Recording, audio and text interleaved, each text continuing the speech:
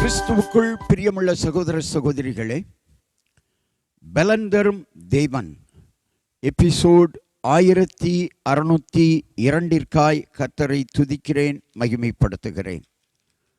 இந்த நாளிலும் ஏசாயா தீர்க்கதரிசனுடைய புஸ்தகம் 25ஆம் அதிகாரம் 8வது வசனத்தை நான் உங்களுக்காக வாசிக்கின்றேன். அவர் மரணத்தை ஜெயமாக விழுங்குவார். கர்த்தராகிய தேவன் எல்லா முகங்களிலும் இருந்து கண்ணீரை துடைத்து தமது ஜனத்தின் நிந்தையை பூமியில் இராதபடி முற்றிலும் நீக்கிவிடுவார்.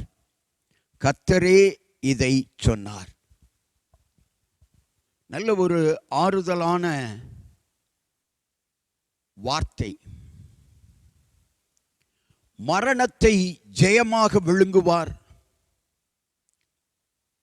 இயேசு கிறிஸ்து தேவகுமாரனாக மனுஷகுமாரனாக இந்த உலகத்தில் வருவதற்கு முன்பதாக ஜனங்கள் எல்லாரும் பயந்து பயந்து வாழ்ந்து கொண்டிருந்தார்கள். குறிப்பாக மரணத்தை குறித்த பயம் அவர்களுக்குள்ளே இருந்தது. தேவன் தம்முடைய குமாரனை இந்த உலகத்திலே அனுப்பி கொடுத்து ஜனங்களின் பயத்தை போக்கும்படியாக அவரே பலியானார்.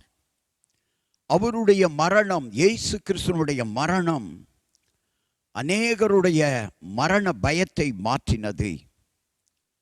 இயேசு கிறிஸ்து இந்த உலகத்தில் வருவதற்கு முன்பதாக அநேகர் கண்ணீரோடு வாழ்ந்து கொண்டிருந்தார்கள். அந்த கண்ணீரெல்லாம் இயேசு கிறிஸ்துவனுடைய மகிமையினாலே துடைக்கப்பட்டது. அவருடைய பிள்ளைகளின் நிந்தை பூமியில் இராதபடி மாற்றி போட்டார்.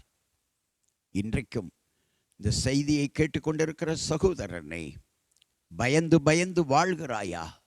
சகோதரியே, பயந்து பயந்து வாழ்கிறாயா? உன்னுடைய நிலைமையை மாற்றத்தான் இயேசு கிறிஸ்து இருக்கிறார், இருந்து கொண்டிருக்கிறார், இருப்பார். உன் கண்ணீரை துடைப்பார், உன் நிந்தையை மாற்றுவார். இயேசுவிடம் வா. கண்களை மூடி ஜெபிக்கலாம். எங்களை நேசிக்கிற நல்ல தகப்பனை, மரணத்தை ஜெயமாக விழுங்குவேன் என்று வாக்கு கொடுத்திருக்கிறவரே, நிந்தையை பூமியில் இராதபடி செய்வேன் என்று சொன்னவரே, கண்ணீரை துடைக்கிறவரே, இதற்கு யார் யார் கண்ணீரோடு வேதனையோடு ஆண்டவரே நிந்தையோடு வாழ்ந்து கொண்டிருக்கிறார்களோ அவர்கள் எல்லாருடைய கண்ணீரையும் நிந்தையையும் நீர் துடைக்கும்படியாக ஜெபிக்கிறேன். கண்ணீரை தொடங்கப்பா, நிந்தையை தொடங்கப்பா. அல்லேலூயா, க்ளோரி. தேவனுடைய கரத்தில் கொடுத்து ஜெபிக்கிறேன்.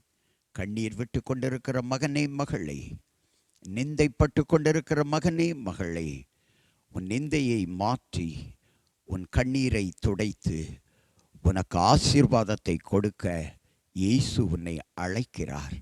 அவரிடத்தில் வா, உன் கண்ணீர் துடைக்கப்படும். இயேசு கிறிஸ்துவின் நாமத்தில் ஜெபிக்கிறேன் பிதாவே, ஆமென்.